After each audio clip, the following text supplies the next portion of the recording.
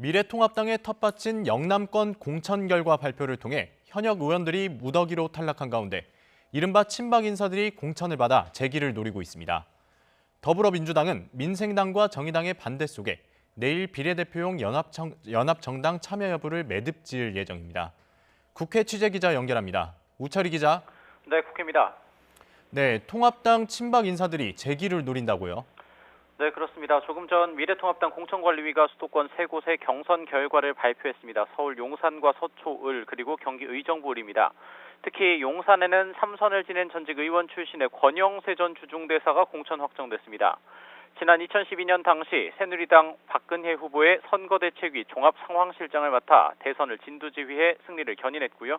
박근혜 정부 출범 뒤 주중대사로 발탁됐던 친박계 핵심 인물입니다. 통합당 지역구 공천이 마무리 단계에 접어든 지금 이른바 친박계 올드보이들이 속속 귀환하는 모양새입니다.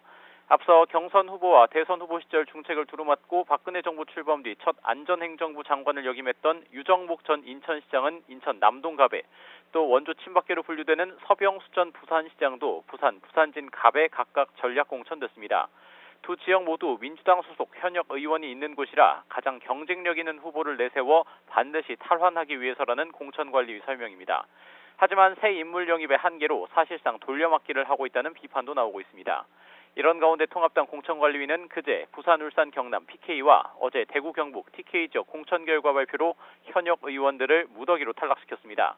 오늘도 후보가 아직 정해지지 않은 지역의 공천 결과를 추가로 발표할 예정입니다. 네, 이런 가운데 민주당은 내일 비례대표용 연합정당 논의 참여 여부를 결론 내기로 했죠. 네, 민주당이 당내에서도 논란이 큰 비례대표용 연합정당 논의를 일단 공식화했습니다. 어제 민주당 최고위원회의에 시민사회단체들이 제안한 정치개혁연합안이 보고된 겁니다. 진보계열 정당이 비례용 연합정당을 만들어 각자 후보를 파견하는 방안에 찬성하는 쪽과 비례대표를 내지 않고 통합당의 위성정당인 미래한국당의 의석 확보만 막자는 의견이 갈린 것으로 알려졌습니다. 오는 16일까지 중앙선거관리위원회에 비례대표 선출 내부 규정을 내야 하는 만큼 이번 주말 안에는 어떤 식으로든 결론을 내겠다는 방침입니다. 가장 큰 변수는 민생당과 정의당의 반대 그리고 여론입니다. 민생당과 정의당 모두 연동형 비례대표제 취지를 무너뜨리는 비례 위성정당은 절대 안 된다는 입장입니다.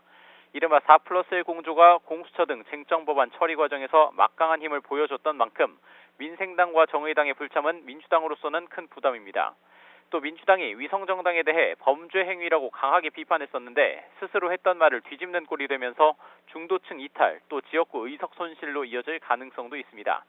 하지만 통합당과 위성정당인 미래한국당에게 눈 뜨고 당할 수는 없지 않냐, 원내 일당은 막아야 한다는 의견도 상당해서 민주당 지도부의 최종 결정에 관심이 쏠리고 있습니다. 지금까지 국회에서 YTN 오철입니다.